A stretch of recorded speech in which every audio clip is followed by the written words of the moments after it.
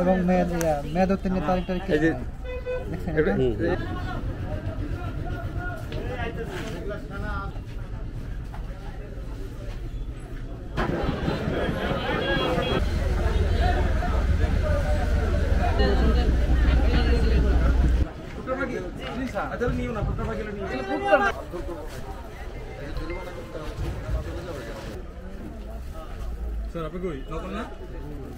April আমরা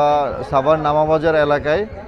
অভিযোগের প্রেক্ষিতে আমরা এখানে মোবাইল কোর্টে আসি। আমরা এখানে দেখি যে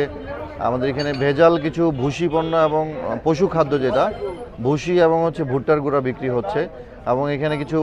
ভুয়া লেবেলিং দেওয়া হচ্ছে, যেটা সেনা কল্যাণ সংস্থা এবং আমাদের খাদ্য অধিদপ্তরের কিছু ভুয়া লেবেলিং ইউজ করে তারা লোকাল পশু খাদ্যগুলোকে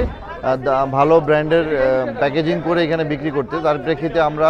ভোক্তা অধিকার সংরক্ষণ আইন 2009-এর 41 ধারায় দুইটি প্রতিষ্ঠানকে 1.5 লক্ষ মোট 3 লক্ষ টাকা অর্থদণ্ড করা হয়, এবং বাকি যেই ব্যবসায়ীরা আছে এখানে তো সবাইকে সতর্ক করা হয় যেন এই ধরনের ভেজাল কর্মকাণ্ডের সাথে তারা জড়িত না হয়, এবং ভবিষ্যতে তারা এই ধরনের কর্মকাণ্ডের সাথে যদি জড়িত থাকে তাহলে তাদের বিরুদ্ধে কঠোর আইনি ব্যবস্থা গ্রহণ করা হবে। এতগুলো দোকান থেকে যদি